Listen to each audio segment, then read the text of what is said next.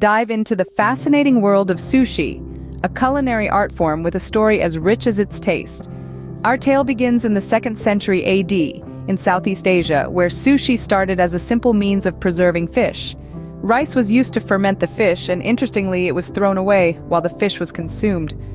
Fast forward to the Edo period in Japan, sushi took a turn toward its modern incarnation. The fermented rice was no longer discarded, but paired with the fish, creating a form of fast food that was easy to eat on the go.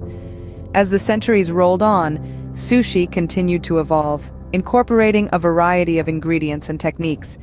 Today, it's a global culinary phenomenon, adored and shared by millions around the world. It's more than just food. It's an edible piece of art with a history that's just as delightful to explore.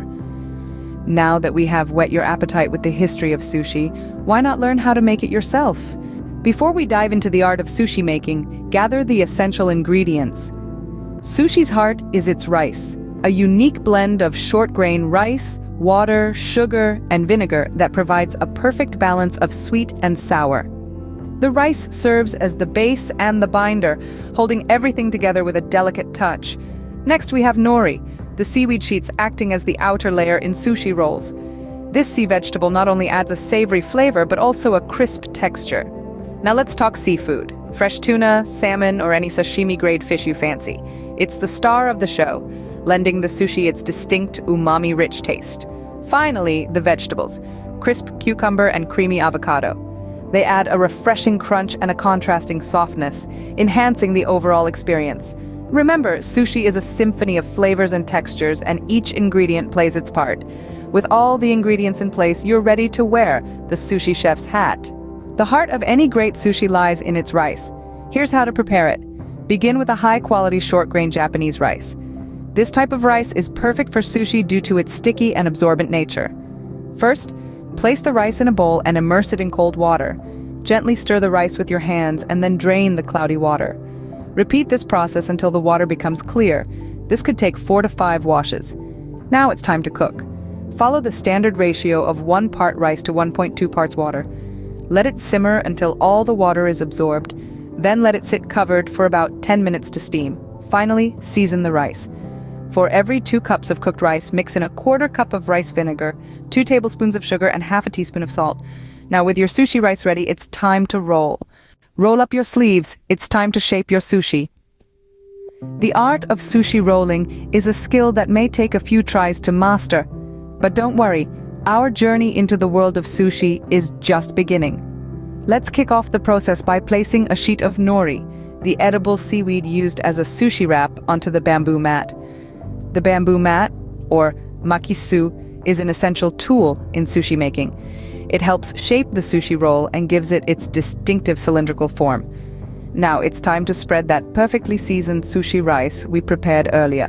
Make sure to leave a small margin at the top of the nori sheet. This margin will help seal our sushi roll later. Remember, the rice is the backbone of sushi, so spread it evenly without squishing the grains. Next up is the fun part, arranging the fillings. Whether you're a fan of the classic cucumber and avocado combo, or prefer something a bit more adventurous like spicy tuna or eel, the choice is yours. Just remember, moderation is key here. Overstuffing your sushi can make the rolling process rather tricky. Now hold your breath. It's time to roll. Using the bamboo mat, begin to roll your sushi. Apply gentle pressure to ensure everything stays in place, but be careful not to squish the ingredients. Then, using a little water, wet the margin we left on the nori to seal the roll. But let's not forget about nigiri sushi. To shape nigiri, simply take a small amount of sushi rice, place your chosen topping on it, and gently press it together. It's a bit of an art form, but with practice you'll be a pro in no time. Voila! You have just made your own sushi roll. But wait, we aren't finished yet. You've made your sushi, but how do you present and eat it? Well, the beauty of sushi lies not only in its taste, but also in its presentation. Traditionally, sushi is presented on a simple, elegant plate that complements the sushi's natural colors and textures. It's not uncommon to see sushi arranged in a circular or linear pattern, often with a piece of shiso leaf or a delicately carved radish for an added touch of aesthetics. Now, on to the part we've all been waiting for, eating sushi. Whether you choose to use your fingers or chopsticks is entirely up to personal preference, as both are accepted manners in Japan.